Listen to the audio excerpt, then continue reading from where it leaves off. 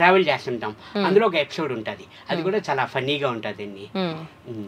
అంటే ఈ జర్నీలో మాత్రం జరిగేటటువంటి సన్నివేశాల్లో కామెడీ సీన్స్ దాంట్లో జర్నీ ఎలా ఉంటదంటే మొత్తం ఒక పల్లెటూరు న్యాచురల్ గా పల్లెటూరులో ఒక పెళ్లికి వెళ్తే ఎలా ఉంటుంది అంతే న్యాచురల్ గా సినిమా మొత్తం తీయడం జరిగింది. ఆ స్కూల్ ఒక ఊరు ఎపిసోడ్ ఎలా ఉంటుందో ఆ న్యాచురాలిటీ న్యాచురల్ క్యారెక్టర్లు వీళ్ళు దాంట్లో ఒకే ఒక స్పెషల్ క్యారెక్టర్ మనోడు అలీబాబా అక్కడి నుంచి ఇక్కడ దిగాడు. అక్కడ జయం సినిమాలో నుంచి అక్కడ లవ్ అని చెప్పేసి హెల్ప్ చేసేసి వీడు చదువంతా అదైపోయింది. అదైపోవడం వల్ల స్కూల్లో ప్యూన్ జాబ్ చేస్తున్నాడు. వీళ్ళ ఫాదర్ ఆల్రెడీ చెప్పేస్తాడు అన్నట్టు, అక్కడ కట్ చేస్తే ఇక్కడ పడ్డావు నువ్వు,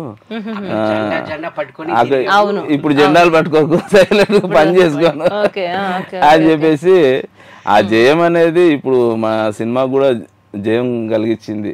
ఆ జయం అనేది ఉండడం వల్ల కలిగించింది అని చెప్పేసి నాకు ఒక బాగా నమ్మకం. అది కాదండి, మీకు అంటే కంటిన్యూగా చేస్తూ ఉంటే మంచి మంచి క్యారెక్టర్స్ వచ్చేవి కదా, మీరు ఎందుకని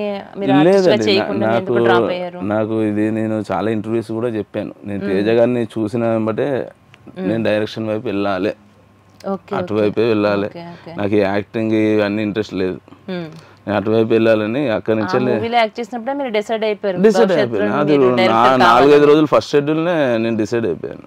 ఫస్ట్ షెడ్యూల్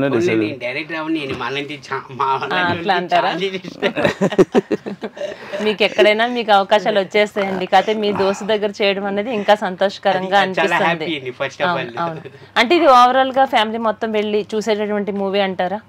అవునండి, 100% అండి. ఎందుకంటే విలేజ్ అట్మాస్ఫియర్ మొత్తం అంతా అండి, మొత్తం మనకి విలేజ్ లో ఒక స్కూల్ కానివ్వండి, ఒక ఫ్యామిలీ కానివ్వండి, ఒక సెంటిమెంట్ కానివ్వండి, ఇంట్లో జరిగేవి ఏంటి సిచ్యువేషన్స్, ఒక అమ్మాయి అబ్బాయి మధ్య జరిగేది మొత్తం న్యాచురల్ స్టోరీ అండి మొత్తం అంతాను.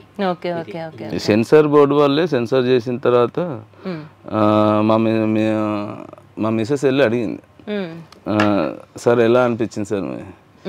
ఏమమ్మా ఈ మధ్య చాలా సినిమాలు చూసి బ్రెయిన్ అంతా అదైపోయింది, ఈ సినిమా చూస్తే